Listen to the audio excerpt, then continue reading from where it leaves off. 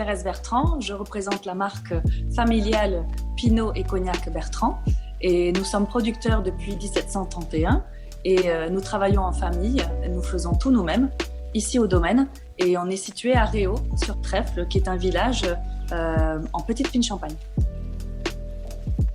Donc je travaille avec mon frère et mon mari. Mon frère gère toute la partie viticulture et mon mari le vieillissement. Et moi, je m'occupe de l'accueil au domaine, des visites et des dégustations animées. Donc, je suis un petit peu l'ambassadrice des Pinot Bertrand. Notre marque est représentée par un moulin que vous allez voir ici. Je ne sais pas si vous pouvez le voir. Voilà.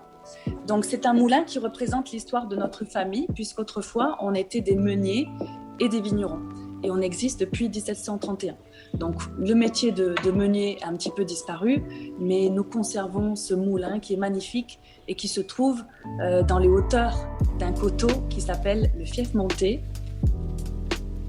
Donc au mois de juin, nous avons beaucoup de travail dans la vigne. Nous avons 2 travaux importants qui consistent à la partie relevage.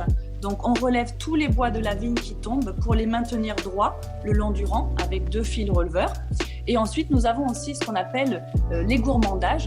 Donc, on relève toutes les petites pousses inutiles sur le pied de la vigne qui risquent de prendre de la vigueur pour rien. Et c'est ce qu'on appelle l'égourmand. Alors, ma partie préférée, c'est bien évidemment la dégustation. Forcément, c'est le meilleur moment, c'est la meilleure partie. En 3 mots, le Pinot Bertrand, c'est vivant.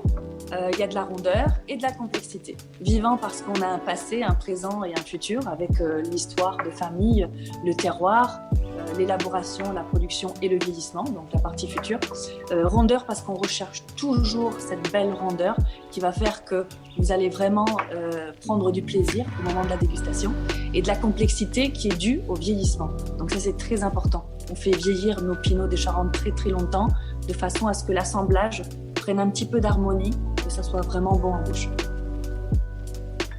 Alors, ma première rencontre avec la Belgique, c'était quand j'étais étudiante en Angleterre. J'avais un copain belge, Hugues, que je salue. Et il m'a emmené faire la fête un petit peu à l'extérieur de Bruxelles, dans des cités universitaires.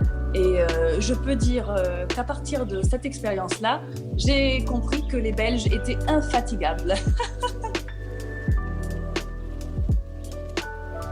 Alors moi personnellement, j'associe le Pinot Rosé toujours avec du chocolat. Et je sais qu'en Belgique, vous faites des chocolats extraordinaires. Alors là, j'en ai pas. J'irai vous voir très bientôt. Mais voilà, petit chocolat, Pinot Rosé. Pinot cocktail pur, moi je dirais les deux. J'aime bien les deux. J'aime bien le Pinot pur tout simplement parce qu'on a vraiment tous les arômes et on peut vraiment faire la dégustation au complet. Mais j'aime beaucoup les cocktails. J'adore l'été quand on a des amis qui arrivent faire une petite élaboration de cocktail. D'ailleurs, vous avez le site internet pinot.be qui vous donne plein d'idées. Et j'y vais souvent justement pour retrouver des belles recettes. Pour un jeune qui veut déguster pour la première fois du Pinot des Charentes, je dirais que le Pinot c'est fun, vous avez plein d'options, vous avez plein de choses à faire, mais tout simplement le déguster avec des glaçons. Donc je vous emmène faire un petit tour dans nos chais de vieillissement.